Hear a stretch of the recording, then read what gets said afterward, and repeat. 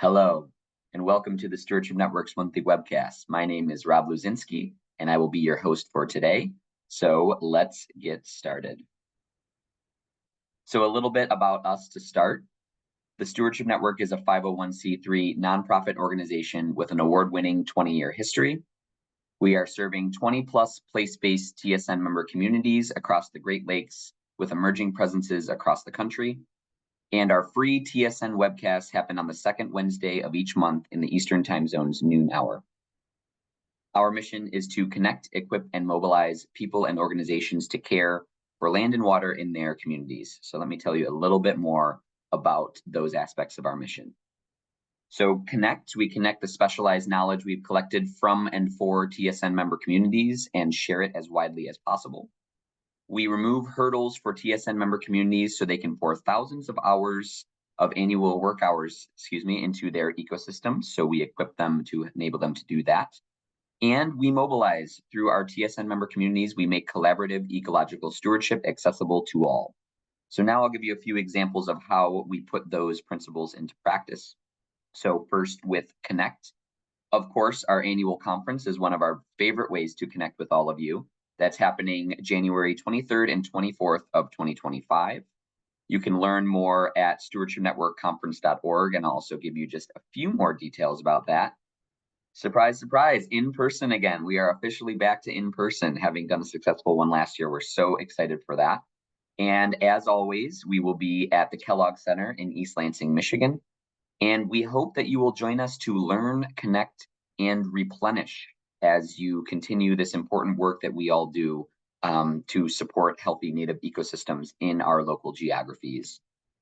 We encourage you to explore the new website. It is incredible. Congratulations to Bob, and thank you to the factory, our web designer, for helping us with all of this. It is remarkable.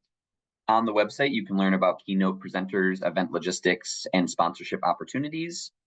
You can also check out our Student Scholarship Fund, and we would love it if you donated to that if you are able, or if you're a student and you are looking for support, you can apply for the Student Scholarship Fund. And if you register now, you can take advantage of early bird pricing. So we encourage you to do that. Registering early helps us with planning and all of that, and also will save you a little bit of money. We are so grateful for the tremendous support that we have already received this year. So we have never had so many sponsors on the board this early, and we have to thank you all for being diligent and joining us so early on in the conference promoting process.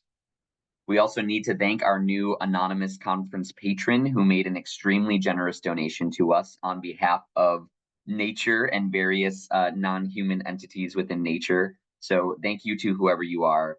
We could not do this work without you. And there is plenty of time left to join these folks, but the sooner you do, the more opportunities that we have to sing your praises. So if you start sponsoring now, we can promote you and your involvement from now until the conference. So the sooner the better for you to take advantage of that. Next, we'll talk about Equip. So we have some incredible fiscally sponsored projects that we work on with the Stewardship Network, and you can learn more about those on our new webpage, stewardshipnetwork.org/projects. So while member communities remain our focus and flagship, sometimes we meet a group that's extremely on mission, and we agree to serve as their fiscal sponsor, allowing them to take advantage of our status as a 501c3 nonprofit. So we would like to welcome you to learn more about and meet Above Below, Collaborating Well, Global Landscape Stewards, and the Greater Lakes Promise. All four amazing initiatives that we're very proud to be involved with. And again, you can learn more about all the different groups that we work with in a fiscal sponsorship capacity at stewardshipnetwork.org/projects.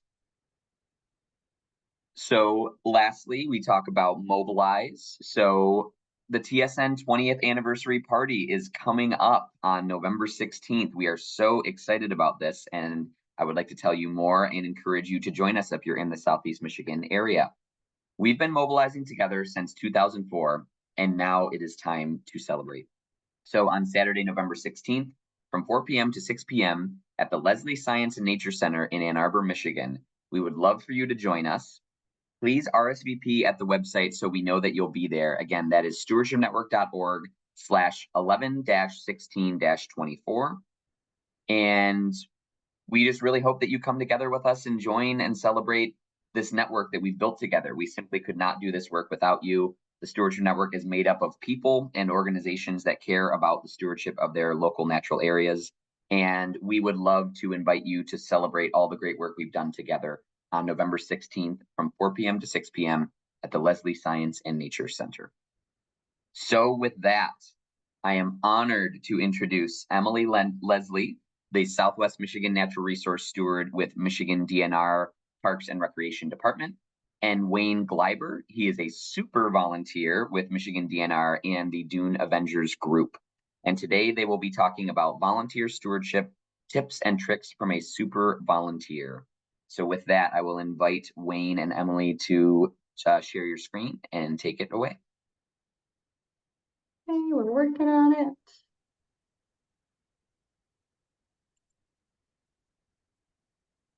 Looks great. Okay, still looks good from your end? Yes, it does. Okay, great. Yeah, thank you. Right. Yep. I'm Emily Leslie, and I'm here with Wayne Gleiber today, and we're going to talk a little bit about partnering up volunteers and staff to really get more work done on the ground as far as stewardship goes. Before we get started, we just kind of want to orient you into how we fit into the DNR. So here in Michigan, the Department of Natural Resources, or DNR, is a really large branch of our state government. Within the department, we have several divisions. So we have like Wildlife Division, which manage our state game areas, Forest Resource Division, which manage our state forests, and we both work in Parks and Recreation Division. So Parks and Recreation Division are going to manage our state parks and recreation areas. Most of the staff that you run into in a state park are park rangers who help us all go out and recreate, have a good, fun, safe time. They do rule enforcement, infrastructure management, helping people visit the park and have a good time on the recreation side of things. I work in a special unit within that division called Stewardship Unit. And Stewardship Unit is made up of about 15 full-time staff members, and we are responsible for all natural and cultural resources in all state park managed land. So on the cultural resource side of things, we have a historic architect and an archaeology team. I work on the natural resource side of Stewardship Unit, where we have forest health specialists, wildlife technicians, restoration specialists, Michigan Civilian Conservation Corps crews, and myself, and my title is a natural resource steward, and we all work to protect the natural resources found in our state parks. And it's really important to note that here in Michigan State Parks, we have a lot of really good stuff. We have 15 federally endangered and threatened species, 45 state endangered species. One I'm most proud of is we have 352 occurrences of exemplary natural communities, which means that when we have experts come into our parks and survey for us, there are 352 different times where they find an overall natural community, so an assemblage of plants and animals occurring in a way that we see repeatedly over the landscape that are of high enough quality that they're of special note. So really good examples of that community where they're still high quality with low invasive plants and still seeing all the natural ecosystem functions there. So we're really working to protect all of these resources. We only have, like I said, 15 full-time staff members here. So we also work with park rangers, we work with local SISMAs, we'll hire contractors, but a big part of how we get work done on the ground here in Southern Michigan is through our volunteer stewardship workday program. So volunteer stewardship workdays typically take place in state parks on Saturdays and Sundays. They're open to the public. Anyone can show up. All you've got to do is dress for the weather, be willing to put in a little bit of work, and you're going to be able to give back to your state park. So we always start with an educational component, going over the park that we're working in, the natural communities found there, before moving into invasive portion of the workday, where we're going to go over invasive plants that are invading the area, the impact that they're having on the overall system, and how we can manage them before we get to work and we all do the stewardship together. And it's a really great time if you're looking for some way to stay active, to get more involved with the community. You need hours for any type of resume or volunteer hours for maybe a high school class. It's a really great way to come out and get really connected and engaged to your park, learn a little bit more about your park. Maybe we're going to go to some off-trail areas that you're not supposed to be alone, and also connect a lot with other stewards who are out there getting involved. So that's a little bit about our volunteer stewardship program. Today, I have a super volunteer here today who's really helped us hone in on ways to increase our capacity to get work done on the ground. And so we're going to go over some of those things we found to be game changers. The first one is really empowering volunteer leaders, allowing those leaders to become pesticide certified, increasing the amount of foliar spraying we're doing and allowing volunteers to take on some of that work, and then just really dialing in the equipment that we use. It's really important to note that everything we're talking about today is in the context of this awesome group of volunteers. We call them the Dune Avengers. They work at the 3 state parks in Berrien County, which is our furthest southwest county here in Michigan. We have Warren Dunes State Park, Grand Mere State Park, and Warren Woods State Park. And this is a group that's been volunteering in state parks for over a decade in some cases. So they have a ton of background knowledge. They know the park really well. They know the natural resources there really well. They know their invasive plant ID, native plant ID. We have amazing birders in the group, retired naturalists, the Park Explorer Guide comes out. So we've really built this long-term relationship with a group of people who we trust. They're really dedicated and knowledgeable. So that's why they're giving some of the responsibilities we're going to talk about today, especially things like foliar spraying of invasive plants. You know, no one here is suggesting that's the right fit for a volunteer who's only been in your park a couple of times or the right fit for every single site that you might be working on. But we have this really awesome group that allows us to try out these new tactics, and we can trust them out there in our landscape. And so important to remember that today. And now I'm going to turn it over to my super volunteer that I have today, one of the leaders of the Dune Avengers, Wayne, to talk about that transition. Okay, thank you. My name is Wayne Gleiber, and I have been volunteering at the park for a few decades. I first started in the late 90s when my children were in grade school, and DNR was collecting seeds from grasses at Grand Mere State Park in order to take them back to a nursery, grow up small plants, and then replant them into a remediation area. It was a sand mine operation, and they were going to remediate that so it could become part of the state park. And so we went out, the kids collected seeds the first year, and in subsequent years, more seeds, and then small bushes and plants. That was the group led by the DNR people of Bob Clancy and Glenn Palmgren. Then about 10 years ago, I became more extensively involved. By that time, Heidi Fry was working, and Heidi became my mentor and taught me much of what I knew.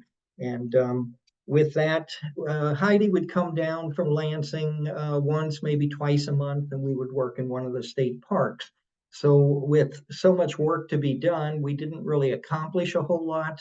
And I remember talking to her in 2016 when I had been working on privet, small privet that was less than waist high, cutting and stump treating, and I didn't get more than about 20 to 25 feet away from where I started. And I said, there's got to be a better way to do this. And she said, well, the only other way is spraying, but she wasn't sure if volunteers could do spraying. So she checked back, and then she said, yes, that would be possible. But of course, I'd have to be certified to be a pesticide operator, which is handled through MDARD in our state. And so I got certified, and the certification, of course, required the core, and DNR requires right of way as well. So once I was certified, she then helped train me so that I could lead volunteers at stewardships as well. Approximately that same time is when Heidi became pregnant and then later had her baby, and she wasn't able to do spraying. So it worked out really nicely that I could then come in and lead stewardships. So at first I did once a week. It would be on the weekend, and then later we added another day of the week. So we do every Tuesday and Saturday stewardships, and we do those throughout the year. We only had a few people at that time. We would draw other people from other areas, which I tried to expand on. Those would be from high schools, universities in the area. Warren Dunes State Park has a large campground, so we could pick up campers as well and their families. And there's also a youth organizational campground that has up to 3 to 5 groups every weekend through the summer. And so I would contact them as well to get volunteers. We also contacted businesses, the largest businesses in our area. Some of them had wellness groups. They would email their employees to let them know about volunteer opportunities in the area. And so we were able to draw in more volunteers. We could therefore cover more acres of the parks to remove the invasives. And as Emily mentioned, we do 2,000 hours a year. We've had that for the last 7 years, those 2,000 hours. So that's a lot of hours. So we have accomplished a lot. We've added spraying of garlic mustard, spotted knapweed, and woody bushes. And so we're getting a lot done. If you come to the parks, you can see how much has been done if you know your plants. And now you can see through the forest, as Michigan forest should be, instead of just seeing a mass of bushes in your way. Emily? Okay, great. So that really was our first theme changer that we wanted to talk about today, is really just empowering volunteer leaders to take on more responsibility. So Wayne is an excellent example of empowering a volunteer leader and how that can really quickly increase capacity to get work done on the ground by just allowing for more regular work days to be happening. Like he said, we're covering wide regions. Like myself, I'm covering 9 state parks. And so I can visit those parks maybe 1 to 2 times per month to work with volunteers. So going from once to twice a month to once to twice per week has really just transformed the amount of work we're able to do in the park, and you can definitely see that. The other great thing about having leaders trained and ready to go is that they can function as subs. There's been many times where I'll get sick or have a family emergency. I don't really want to have to cancel the workday or be put in that situation of having to decide if we cancel or if I go maybe not feeling my best. So it's great having people who are there to be backups for that. And Wayne also is a good example of someone who will work independently. So he's going to talk later on about his knot weed control that he does independently. But there's lots of other ways to become an independent volunteer that don't necessarily involve herbicide. Pictured here in the middle, I have Jeff, who is a volunteer at Fort Custer Recreation Area. And he's really, really great. He's very passionate about native seed collection and prairie restoration. And he only lives about 5 minutes down the road from the park. So he's really local to Fort Custer Recreation Area. I live about an hour and a half away. So he'll text me a lot of times, hey, the lupin seed pods, they're getting ready to pop this week. If we don't get out there, we're going to miss them. It's really great having someone that close by to let me know what's going on. And it's also great because then Jeff will go out and collect them a few times that week. I can always count on him to make sure we're not missing our seed windows down there. And sometimes he'll invite a friend and I think trick him. He says they're going for a walk in the park and they end up working, but it's all fun work there. So having those local volunteers can be really helpful, especially if you're working across a wide region, just to let you know what's going on in your parks day to day. And something else that's been really cool to see is after we empower volunteers with stewardship skills and responsibility, they can become creative with their other passions and start to work with the parks in other ways. I have a great example at Yankee Springs Recreation Area, a volunteer named Steve. Steve came to me and started doing just our public volunteer work days. He had already had experience with stewardship at other organizations and very quickly was interested in working on his own. I think that I had texted him about becoming a certified pesticide applicator one evening, and like the next day he texted me, I already took the test, now I'm ready to go, what can I do? So he's super motivated, very active user of the park. He went out then and did a lot of autumn olive removal, cut stump treatment on his own, which was awesome. And then he was ready to take it to the next level. He's also a really avid mountain biker in the park. So he set up a workshop day with his mountain biking association where he invited them out to the park. They met, they talked about invasive shrubs, identification, treatment, the impacts that they're having on the park, and just stewardship as a whole. So he was able to introduce that whole group to the idea of stewardship and just looking at the park that they use for mountain biking in a different light. It's also great because Steve has that certified pesticide applicator license. Now when they're doing mountain bike trail maintenance and they're cutting down shrubs on the side of the trail, he's able to follow up and treat those stumps so that those shrubs aren't regrowing. So they have a little bit less work in the next year.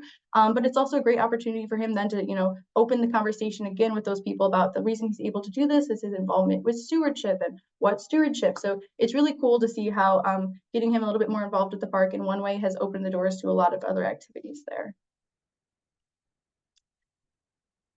There we go. I think we have a lag, yeah. And Wayne is not one to just sit around and work with something that's good enough. So something else he's done is really dialed in on the perfect equipment that helps us get the job done with fewer issues than what we've used in the past. Okay, thank you. When I first started, some of the equipment we were using, for example, stump treating, we had these 3-foot long pipes. They had a sponge in one end. They have a valve on them. They have a cap that you would unscrew to put chemical in. And it just seemed that made the task a little harder than it should have been because we had to work in groups of 2. Somebody would do the cutting of the plant and the other person would stump treat it with the chemical. As they're swinging around that 3-foot pipe, they would sometimes bang into their own clothing and get chemical on it or into someone else. And so that wasn't real clean. Cleaning those things was a real chore. There was a lot of wasted chemical as well when you clean them. And so I thought there had to be a better way to do this. The other problem we had with those pipes was when it got cold in the winter, the valves would freeze up. Sometimes on the sponges, it would ice up and you just couldn't deliver the chemical to the plants. So what we finally thought would work best were these 1 ounce dropper bottles. They have a little tip on them. Chemical will not come out of them until you squeeze it.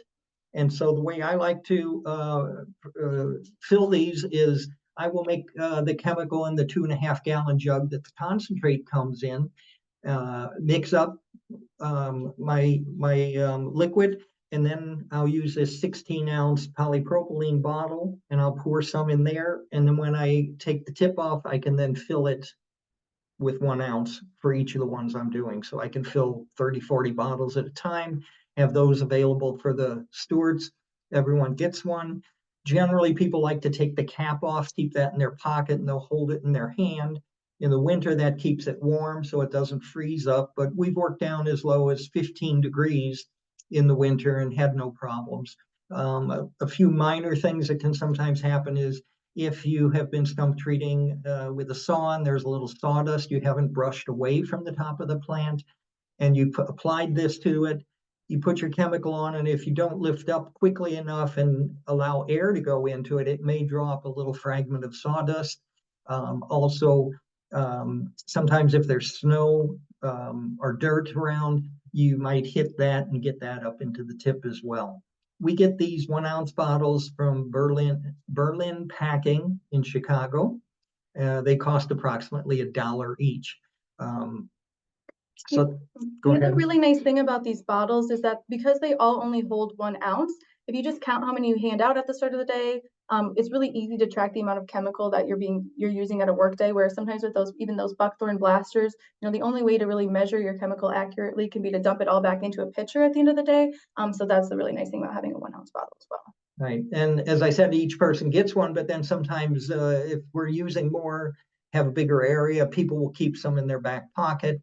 That way, if they do get snow also up in the tip, they can always just close it off, grab a new bottle and use from that.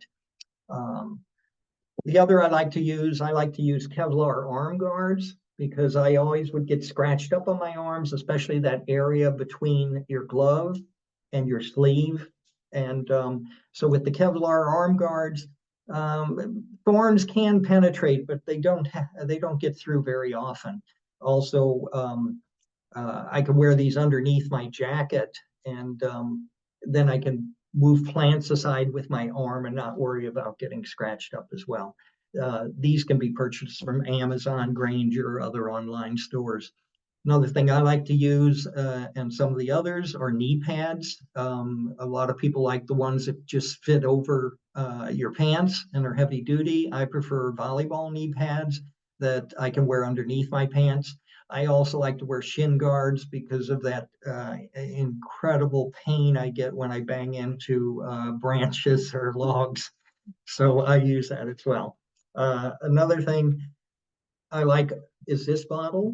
This is a dispensing bottle. They're actually sold, you can buy them online, again from Amazon, but they're sold to dispense a shot of liquor. So I like to use it for the foliar spraying chemical, because we use 1 ounce per gallon.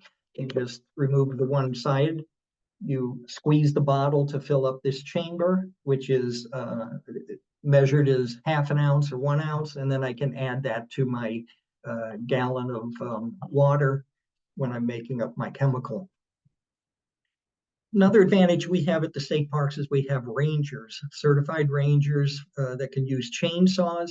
And so in the fall, in the winter and spring, especially when the campground is closed, they'll come and be able to help us to cut invasive plants, generally bushes or trees. The bushes, when we're doing those, are usually going to be things like privet or honeysuckle with real big 8, 12-inch or greater stumps. And they can come through very quickly. They can cut those, and then we can follow up with our bottle and put the chemical on to stump treat them. It's also important to have different types of gloves depending upon the season, so that you're not sweating in your gloves in the summer, you're warm enough in the winter. This time of year, it's important if your gloves do not pick up the stick tights, or you're going to spend the afternoon pulling seeds off of those. When we're doing garlic mustard and spotted knapweed, For the bags that we use, we like to use birdseed bags or fertilizer bags that people bring from home. Those are a lot thicker. They're woven material as well. So when you're walking through the brush and you bump into plants, you're not going to rip your bag, as so often happens otherwise. I guess canvas jackets, that's another thing. They will not collect those stick tights, and also you can back into thorns with that and move a multi-flora rose and be able to work on it without getting injured. Also, canvas pants work well. A lot of our people like to use hand warmers in the winter. With the hand warmers, you can put them on top of your glove to keep your hand warm. You can put them on top of your boot to keep your toes warm. Some people like electric socks as well. At the state park, we have hunting, so we have to be aware of the hunting seasons. We try to avoid hunting seasons, but occasionally we're very close to an area, or you never know if a hunter has gone a little bit out of the area. So it's important to have vests available to wear at that time. If we're working along roads, we can put cones up to alert drivers as well. Emily? Yeah, I always say that the birds are happier at these volunteers' houses than any of mine because I don't feed my birds. So I've also had other people bring in like dog food bags or any of those thicker material bags for the garlic mustard and spotted knapweed instead of using a trash bag. It's really nice not having your bag rip open in the middle of the woods.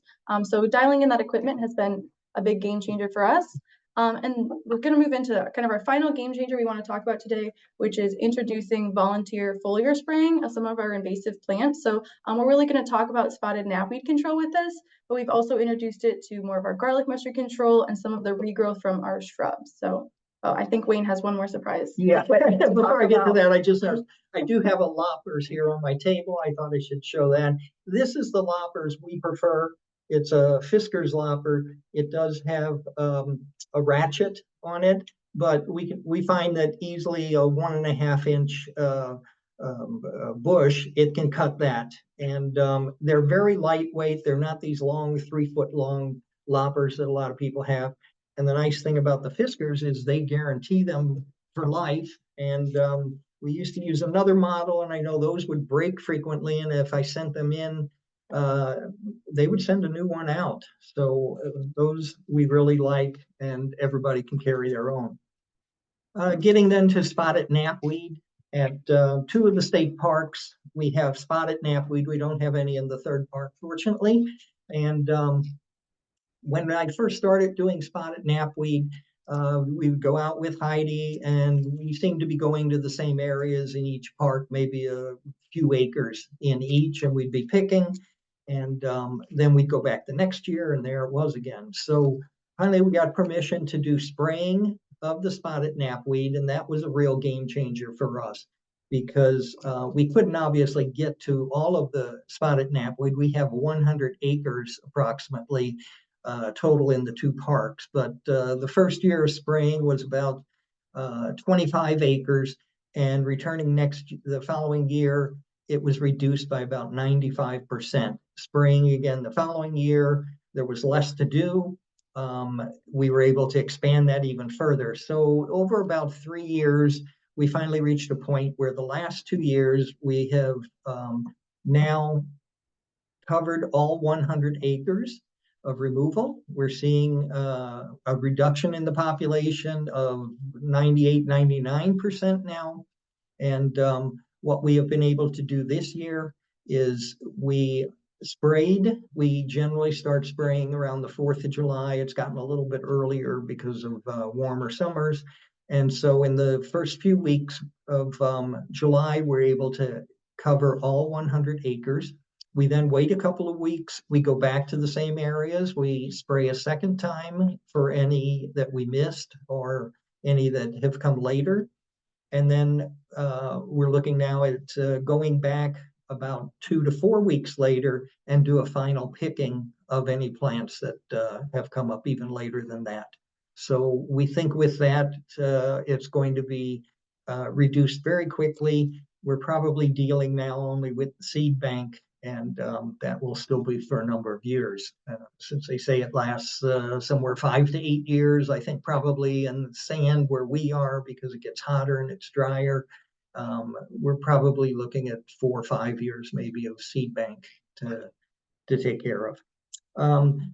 We still have people sometimes who don't want to use the chemical. We have children who come out to work, and we have a large enough area that we can have them do hand pulling in other areas away from people who are spraying. We have to be aware, of course, of wind direction as well at that time. So then we'll give them the bags, as you see in the picture here, and they can put it in that, and then we'll take it and dump it into the shade. You need to make sure it's deep shade, because spotted knapweed can grow in areas that get approximately 4 to 6 hours of sunlight a day. They don't grow as fast, but after a few years, they will bolt and you will have seeds there. So we dump it into deep shade. We also make sure of the contour of the land. So when we're dumping it, if it's on a hillside, you have to be aware of the fact it may rain and carry seeds right back down into your area that you've just been picking. We have not seen any spread of seeds from this at all. The chemical that we used for this is triclopyr 4, and we use a concentration of about 2.5% dilution of the concentrate as it comes in the package. That comes at about 60 to 62% triclopyr, so our final concentration is about 1.85%. That will do spotted knapweed, and we have a lot of areas that also have sweet clover, and we can spray those at the same time. We have other areas that have Canada thistle, which more recently has become a bigger problem in both of our state parks along the roads, and it's penetrating into the areas. So we can spray that with a little higher concentration, closer to 3% dilution of the concentrate as it comes, and that is approximately 2.12%. When spraying, we always have a surfactant, which will stick to the leaves and it'll penetrate and break them down to allow the chemical to get in, to become systemic, and allow the triclopyr 4 to be taken up by the plant. And so we'll always use Signet Plus, and we use that at a concentration of 0.8%. Emily? Yeah. The dumping of the spotted knapweed plants in the shade is something that when I first started, I had volunteers at these parks telling me they've been doing that, as well as some of my other parks of spotted knapweed, and I did not believe them. I've also told other volunteer leaders that that's what we do, and they didn't believe me at first, but if you really get them in a nice shady, damp area, we really are not seeing spread from that. So that's a nice tip, so you don't have to worry about hauling things to the dumpster or filling up your dumpster. And I just want to, take a second and reiterate that the goal of any foliar spraying that we're doing, whether it's with volunteers, DNR staff, or contractors, it's always to get those invasive populations reduced to a density that's going to be manageable by hand, or if it's something we're going to continue to use herbicide with until we really eradicate the population. That's always the goal. So we're talking about adding in foliar spraying. It's not because we're looking to grow this huge herbicide program within state parks. Really, at the end of the day, it's just a very powerful tool that we're using to kind of jumpstart the management, although, we were hand pulling before that, but now jumpstart the management to get it to a point where it's more manageable and reasonable to be pulling that knapweed all by hand. Same with garlic mustard. And at first you might have some hesitations, but this is our beautiful after picture. You're just going to have to believe us on the description of the before because we didn't take a picture. But this is a little valley right along the parking lot of Warren Dunes, right by the big beach parking lot. And this used to be covered in small bittersweet vines. I think a lot of us have seen that invasive bittersweet where it just really becomes a carpet over anything that's growing in the area. And this is an area where we foliar sprayed that bittersweet. The bittersweet died. It's already, you can barely even see any in this picture. It's really broken down. And what we're seeing come back is we still have all of our native beach grasses there. And then this huge flush of wild bergamot. So a beautiful wild forb that we didn't see a lot of in that area is what came right back. And that's what we're really seeing with the foliar spraying, is that we're able to work a lot quicker and still have natives coming back. And let me just say also in the areas with the spotted knapweed, now that we've reduced that significantly, we are seeing plants such as milkweed coming in, bergamot as well. And this year we're starting to see wingstem come into the area. So they look much healthier. Hoary puccoon is expanding as well. So before we saw a lot of dune grass thinning out in areas due to the spotted knapweed. And now the dune grass is coming in much thicker as well. Great. And yeah, Wayne tells me he's a microbiologist by trade, but I've always known him as a chemist. So he's done a lot of work to kind of trial and error the lowest concentration of the herbicides we can use in foliar spraying and still have effective results on the ground. So he's going to go over those and then talk about his knotweed control. Okay, in this chart, we see the chemical concentrations that we use. If you look at the bottle as to what they recommend, these are frequently a lot less than what they recommend, but we find that they do work. For foliar spraying of garlic mustard, which we do at all three of our parks, there are contractors that come in and they do some areas, but then the volunteers, we have our own areas that we do. And now instead of just hand pulling, we can also do spraying. As you'll see, all of the active ingredients we're using are triclopyr. Occasionally we need to use glyphosate along a stream, creek, or by a wet area. The percent volume in the first column is the percent volume of the chemical made from the concentrate. As I had mentioned earlier, for triclopyr, it's approximately 60%. So we're using 2.5% of that 60%, which is a 1.52 of the active ingredient concentration. Garlic mustard, we can, with that concentration, we can also do bittersweet, especially those areas where bittersweet vines are growing up over bushes, over trees and the grasses and so forth. And by using this same concentration, we can kill the bittersweet without affecting the bushes underneath. Sometimes you have to go back and do a repeat spraying, maybe later in the year or the following year, because if it's really heavy bittersweet, you're not going to be able to get your chemical down underneath the top layer of it. So we have many areas that a few sprayings and that has been eliminated. Next would be the foliar spraying of woody bushes. Again, triclopyr, we use 3.5% when diluting from the concentrate, which is approximately 2.1%. Sometimes we have to go a little higher, instead of 3.5% to 4%. That's generally going to be with privet, large privet, and occasionally with barberry. The foliar spraying of spotted knapweed on the next line I've already talked about. The other we do is stump treating of shrubs.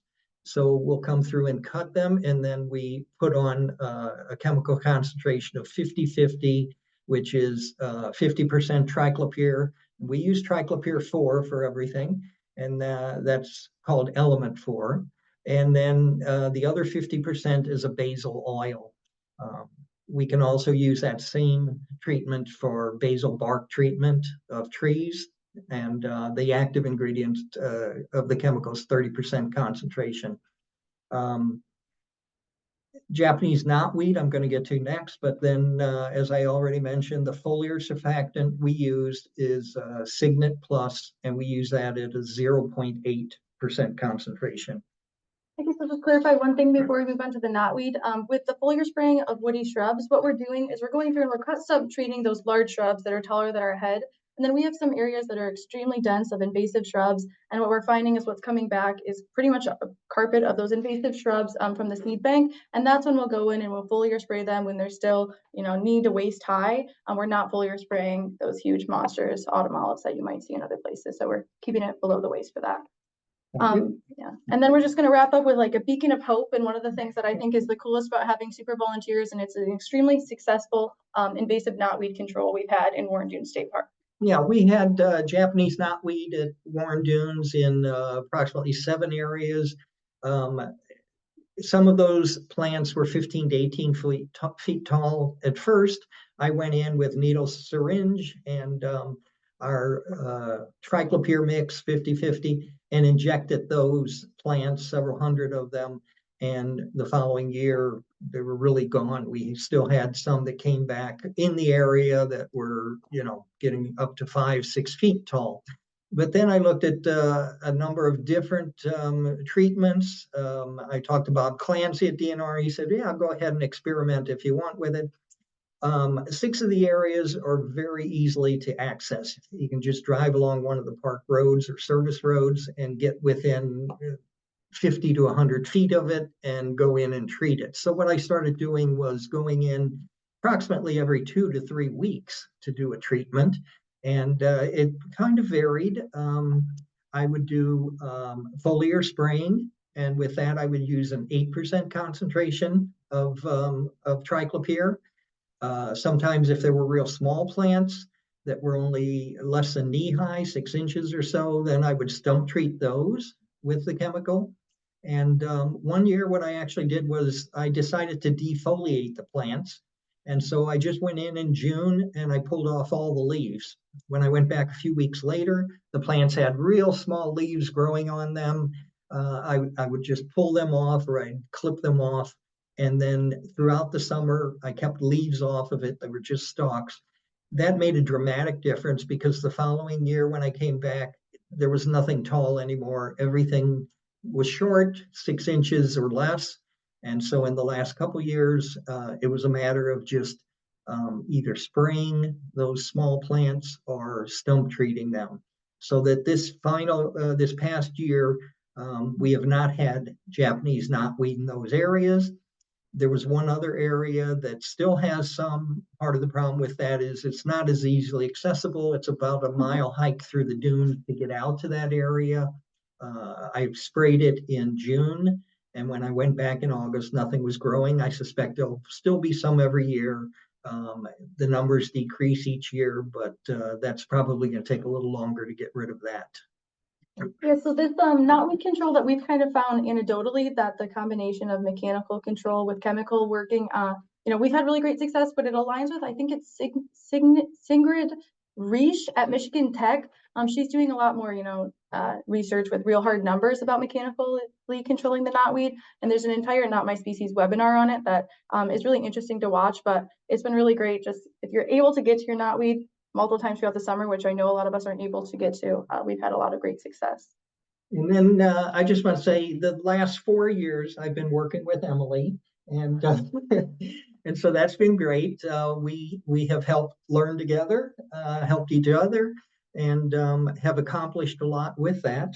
Also, much of the work, as Emily said, we've got a core group of about 10 or 12 people. We call ourselves the Dune Avengers.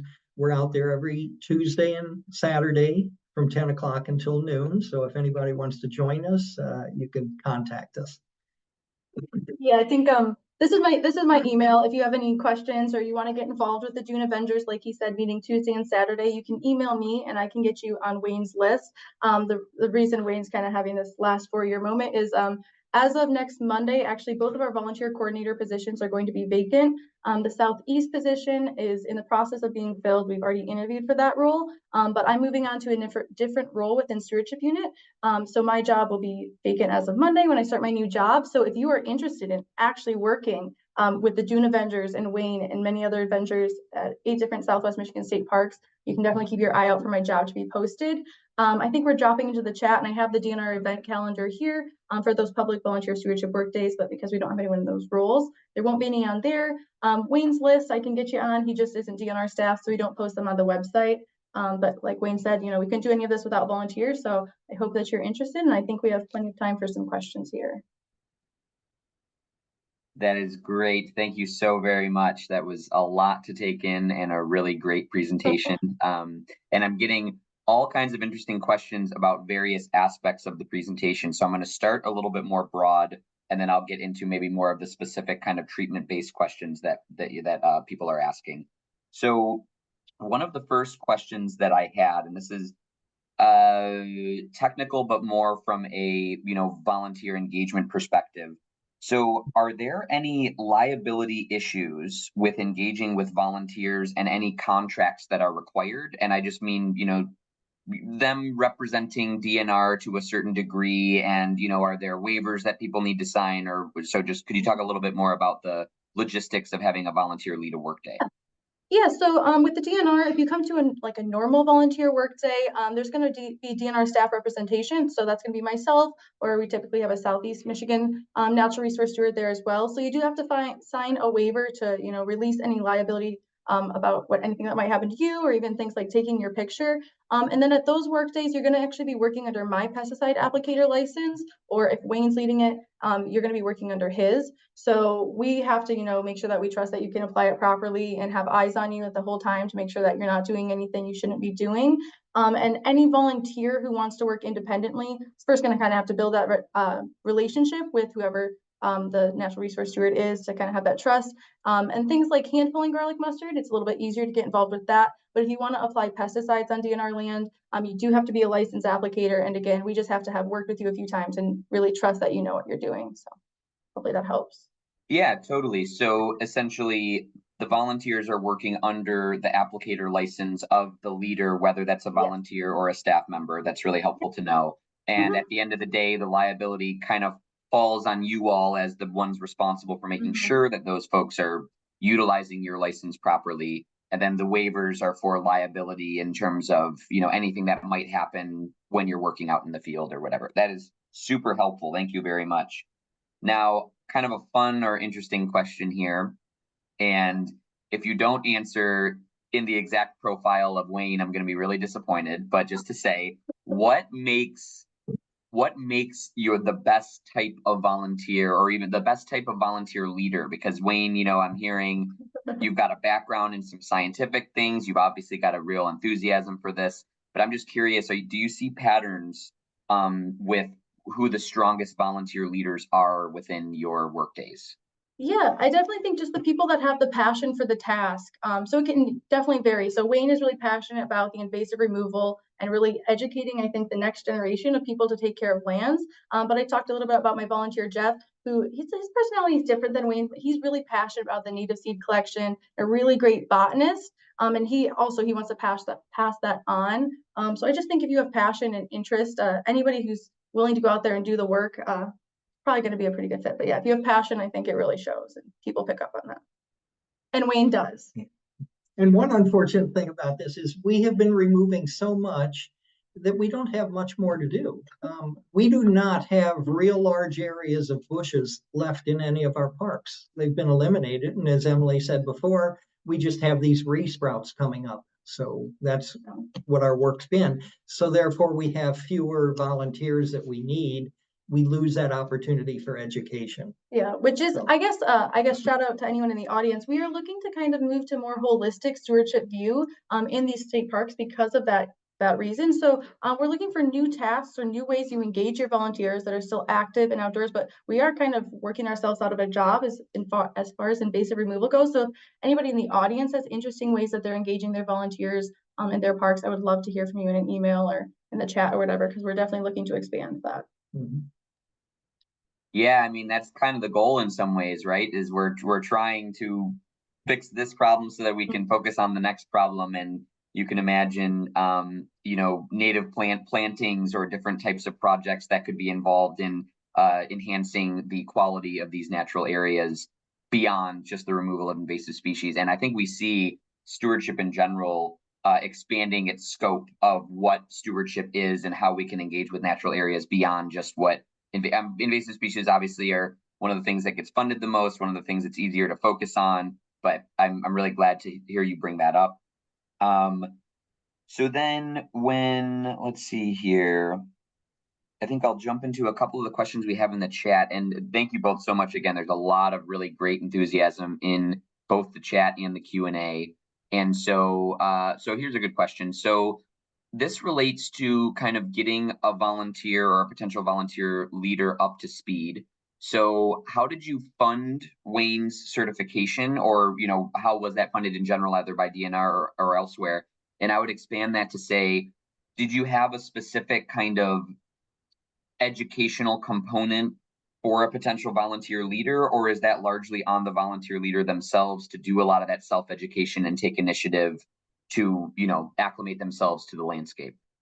Yeah, I think that a lot of the educational part comes in from just joining other work days. So like Wayne said, he started out by volunteering at work days that were at that time led by Heidi Fry. And I think that's where he got a lot of that background education. As far as paying for his pesticide applicator license, that's one of the things I'm lucky about. I work for the DNR, so we have funding and stewardship unit that, if we believe you're going to give back to the program, we're able to pay for that license. I know some other people, if you're grant funded, it might be harder to squeeze that in, but we were able to pay for Wayne's, and it has definitely paid us back in the multitudes. But yeah, I think a lot of the education is just from coming to events, making sure you know what you're doing and building that relationship. Did you do any other work? Of course, for the certification, you have to have continuing education hours, and DNR does pay for me to come to the Stewardship Network annual meeting, where I pick up a lot of hours. That's right. So that's helped as well. That is excellent. And I did tell my staff in our little group chat while we were talking, I'm like, Wayne is one of the biggest MDARD enthusiasts at the conference. I remember when I was running the sheets, you were always doing all of them. So that's awesome. And yeah, I mean, obviously, finding ways that organizations, government entities can subsidize the costs associated with this work, right? If you know a volunteer is going to be committed to helping you, you're saving staff hours by them leading work days. That's going to be a worthy investment, you know, for you all to kind of pay for those certifications. So that is very helpful. Thank you. So I think you may have answered this question, but is it required for all volunteers using these small dropper bottles to have the applicator's license? No, so at our work days, that would be working under my license. And it's probably similar to if you go to another organization, whatever herbicide tool they're using, you're probably working under someone else's pesticide license. It's kind of ironic. I think a lot of organizations probably face this. Volunteers can work under my license, but if another DNR staff member were to come for part of their job, they would have to be licensed whether I was there or not. But as long as I'm licensed, I can give you a little rundown on how to use the equipment and make sure I'm supervising you the whole time, then you don't have to be licensed. Mm-hmm. That's very interesting. That's very interesting. That's all I'll say about that. But so another question we have kind of related to the certification compensation question. So did the DNR purchase equipment like the arm guards and canvas jackets? So no, so DNR purchases, well, Wayne is here, you know, like in his own special stuff. So he has his own loppers because we purchased the longer loppers. But we would typically provide any applicators, herbicide, and the cutting equipment that you need. The arm guards are kind of a bonus. We would provide work gloves. The special jacket is a bonus. I would say anything that you wear, probably DNR isn't providing other than gloves. Yeah. And we have that makes sense. And we have gotten gloves from you at the Stewardship Network. Yes, we have gloves for good. Yeah. So yeah. Another plug for you, Rob. I was gonna say you two are amazing. We've got a conference plug and a gloves plug without even trying. That is epic. We super appreciate you both. But yeah, that's good to know. And honestly, just even the information that you all are collecting from Wayne's own experience about what the best things to have are. Like you can, in your volunteer workday descriptions, bring this if you've got it. We recommend this type of jacket, whatever. We'll provide you with this, like just kind of being explicit about what someone needs to bring on their own. And that can inform their own purchase decisions. Because if they're doing this work on their own property or in a situation where, you know, the equipment is not provided, at least they know kind of best practices about what to utilize. So. And then it's also important in our notices, we also remind people to be sure to to have sunscreen, to have insect repellent, to wear a hat. I'll also tell people whether or not we're going to be in a flat area or if we're going to be climbing in the dunes so that they know what they're able to handle. Yeah, I try and come to the flat area. Absolutely. And I think you kind of talked about this, and we're just a few more questions here. But so, are there training programs that volunteers need to undergo before working in the field? It sounds like, yeah, maybe starting there. Are there training programs specifically, or is it kind of just show up and start learning? And yeah, okay, got it. Yeah, show up and start learning. And if like weekends don't work for you, and you're someone who maybe you want to go out and pull garlic mustard this spring, you know, if you email me, like I have a lot of experience, I can meet with you maybe once during the week, or you know, I can trust you sometimes. So it's all kind of situational based. But yeah, no training, especially if you're coming to one of those weekend work days where it's a big group. You just have to show up, dress for the weather, and we're going to give you everything you need from there. And if you're leading it, you really need to know the park. You need to know where the plants are. When I first started out, we had mapping with Avenza, and now it's with ArcGIS. And there would be points on there telling, for instance, where the garlic mustard was and where other plants were. Now, because we've reduced so much of it, it's sort of an area-wide thing. We have to cover this area or this one. And if you know the park, then you also can plan for other things, because Warren Dune gets over 1 million people in the summer from Memorial Day to Labor Day. We have people out there all the time, and we try to stay hidden. We try to stay in areas so they're not seeing, us doing the work. I mean, we do have signs up sometimes telling where it is, or to attract campers, that sort of thing. But I mentioned hunting season. We have to avoid that. We have to avoid areas near the beach at certain times of the year. So we have to plan exactly where we're going to work. So. Yeah, that's great. So then maybe just one more question. Thinking about, there's a question about, do you put up signs for when you spray, right? And how does the public kind of react to that? And I would tie in another question, which is, how do you prepare and assuage any concerns that volunteers might have about dealing with some of these potentially dangerous chemicals, right? So like, how do you describe that to volunteers to make them feel more comfortable, and how do you engage with the general public on that? Yeah, good question. So we do put up signs if we're spraying, or if we're going to be spraying, like Wayne was saying, we'll plan our work. So we're never going to, if we were spraying, it's not going to be on a weekend in the campground while the campground's full. If there's one camper and we're hoping to go in an area adjacent, we'll go ahead of time and talk to them about what we're doing, the chemical that we're using, that we think it's really safe and it's really important that we do the work. I guess we should have had a little bit more clarity. On those public work days that are posted on the website, those are not days where we're doing foliar spraying at all. The most herbicide work we would do then would be cut stump treatments, which people are a lot more comfortable with. We're only doing the foliar spraying with that designated group of people that we really, really trust. So all of them are aware pretty much that they're going to be spraying. We put that in their notification.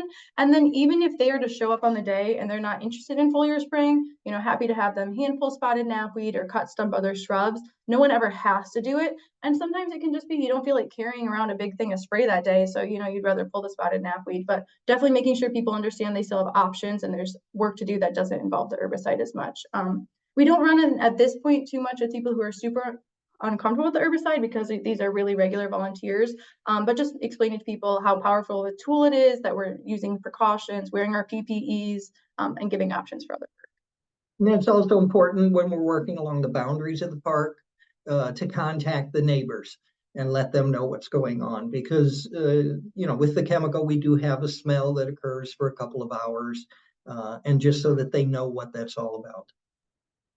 That's awesome. Thank you both so very much. I'm going to run into my outro real quick, but amazing presentation, lots of enthusiasm from the chat. So thank you both for joining us so much. So as I hop in back into my presentation here. So we encourage you to become a regular of our Stewardship Network monthly webcasts. You can visit stewardshipnetwork.org/webcasts and sign up for our upcoming webcasts, always on the second Wednesday of the month in the Eastern Time Zone's noon hour. And I would love to tell you about a couple that we have coming up. So we have Asia Doughton from Michigan State University, and the presentation is Empowering Communities for Effective Urban Forest Stewardship. That is coming up in November 2024. We have Scott Teagues with Oakland University with the presentation Jumping Worms in Michigan, Impacts, Identification, and Prevention. That is December 2024. And we have John Vesitich and Rolf Peterson, Michigan Technological University, with What the Wolves of Isle Royal Teach Us About Our Relationship with Nature. That is coming up in January of 2025.